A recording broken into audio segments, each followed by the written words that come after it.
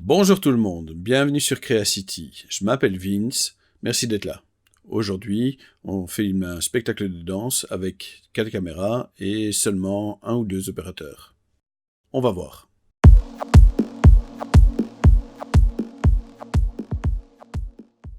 Avant de commencer, laissez-moi vous dire que tout ça, c'est avant tout une histoire d'organisation. Il faut que vous alliez aux répétitions, si c'est possible, que vous ayez la tracklist avec toutes les chansons. Il faut que vous puissiez déjà voir un peu comment vous allez placer vos caméras, quelles vont être les conditions de lumière. Voilà, la planification, si vous voulez travailler seul ou presque, c'est indispensable. Encore plus que si vous voulez travailler en équipe.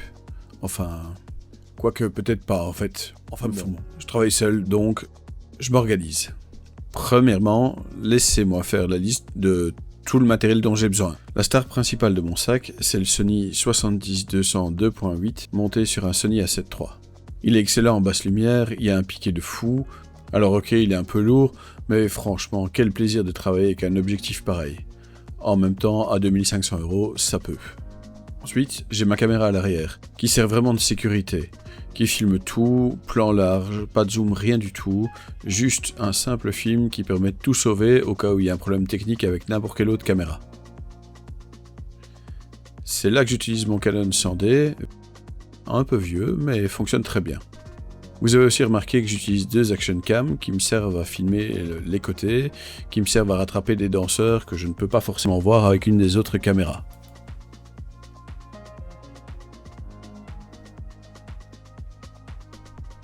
Elles sont alimentées par 2 batteries externes, ce qui veut dire qu'elles peuvent tenir environ 5 heures d'enregistrement. J'ai filmé en 1080p pour ces 3 caméras, celle de l'arrière et les 2 de côté. Avec le 70-200 et l'A7 III, j'ai plutôt filmé en 4K, quoiqu'en réalité c'est du HD, mais on va pas non plus, on va pas se compliquer la vie. Le but étant de pouvoir ensuite recadrer encore, zoomer, histoire d'être vraiment sûr d'avoir quelque chose de top. C'est là que ça devient un peu compliqué. Si vous voulez mixer des plans 4K avec des plans 1080p, dans une séquence multicaméra, vous devez respecter un certain ordre, respecter les étapes pour que tout fonctionne. La première chose que vous devez faire, c'est bien vous organiser. Encore une fois, l'organisation, c'est la clé.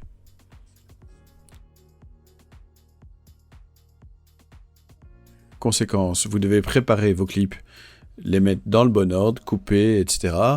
Et puis tout renommer, bien mettre dans des petits dossiers, et ça va être bien beau, bien propre.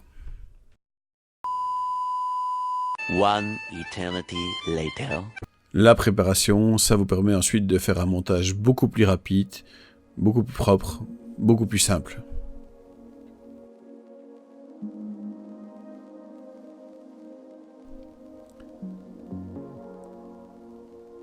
Ensuite, si c'est la première fois que vous faites ça, vous devez encore améliorer votre interface en rajoutant des petits boutons dans la fenêtre programme et éventuellement quelques raccourcis clavier pour vous faciliter la vie. Par défaut, c'est pas possible de choisir sa caméra en faisant 1, 2, 3, 4, donc vous devez rajouter ces raccourcis clavier là. Ok, maintenant on peut s'y mettre. La première chose que vous devez faire, c'est sélectionner vos clips dans le bon ordre. Vous devez d'abord choisir celui en 4K. Est-ce que je vous ai parlé d'organisation déjà ? Vous faites bouton droit, vous cliquez sur créer une séquence multicaméra. Vous pouvez utiliser le preset que vous voulez du moment que c'est un preset en UHD. Ensuite, sur la séquence que vous venez de créer, vous cliquez bouton droit et vous faites créer une nouvelle séquence. Alors quand vous faites ça, vous n'allez pas directement voir toutes vos caméras, tout ce que vous avez mis en place. Pour les voir, vous devrez appuyer sur le petit bouton qui est dans la barre d'icônes. C'est l'icône qu'on vient de rajouter il y a quelques minutes. Voilà, tout le monde est rassuré. Maintenant, on peut continuer. Alors au départ, votre image en 4K, elle est parfaite, mais par contre, vos plans en 1080p, ils ont l'air tout petits dans leur fenêtre. C'est normal. Les plans en 1080p, ils utilisent 1080p, c'est-à-dire 1080 de hauteur sur 1920 de largeur, alors que le cadre qu'on vient de créer fait 3840 sur 2160. Conséquence, c'est logique, ça remplit pas tout l'espace, c'est trop petit pour remplir un grand cadre. Comme c'est quand même pour faire un DVD au bout, et que le DVD n'a pas besoin d'une résolution de fou furieux non plus, on va redescendre et on va changer les paramètres de la séquence en 1080p. Là maintenant on a l'inverse. Les séquences en 1080p, elles sont parfaites, elles remplissent bien l'écran, et la séquence en 4K, elle a l'air coupée. Oui, forcément, puisque maintenant, on a un petit cadre, mais avec une grande image. C'est justement là qu'on va avoir la possibilité de faire du recadrage, zoomer, dézoomer, rezoomer, un petit peu bouger la position de l'image, en jouant dans la fenêtre contrôle des effets. C'est là qu'on va pouvoir vraiment faire de la retouche fine et avoir le meilleur de votre meilleur appareil avec votre meilleur objectif. C'est là que ça prend tout son sens. Alors le montage multicaméra, comment ça fonctionne ?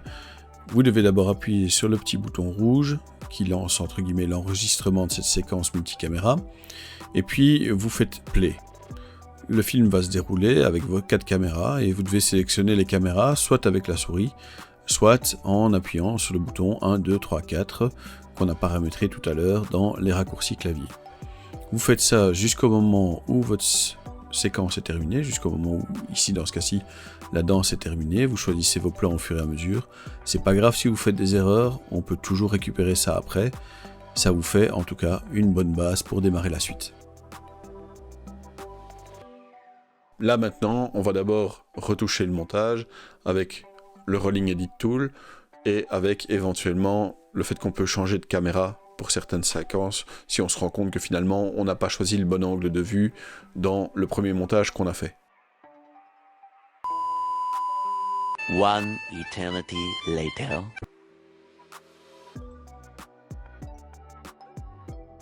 Maintenant que votre montage est prêt, c'est là qu'il faut commencer à jouer avec le zoom, enfin le dézoom en réalité, la position de l'image dans le cadre, etc. Alors on y va, contrôle d'effet, et on bouge chaque petit clip exactement comme on le veut, nickel chrome.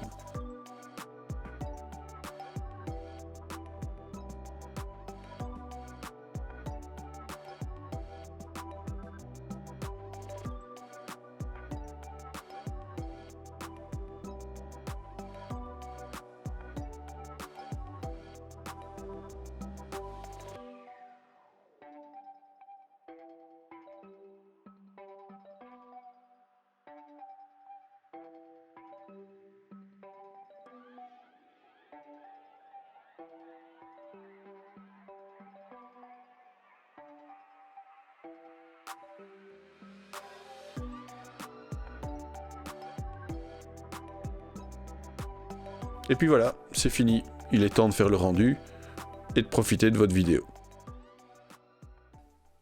En tout cas, cette vidéo est terminée. Merci de l'avoir regardée. Encore une fois, je m'appelle Vince. N'oubliez pas de vous abonner, de commenter, d'aimer, de partager et de faire ding dang dong avec la cloche pour être prévenu des prochaines vidéos. Merci pour toutes vos interactions, amusantes ou intéressantes. N'oubliez pas d'être sympa dans vos commentaires, parce que les trolls, c'est uniquement chouette quand ça danse, ça chante et ça fait des câlins. N'oubliez pas de regarder tout le contenu qu'on vous propose ici autour, et j'espère vous revoir bientôt. Au revoir, merci.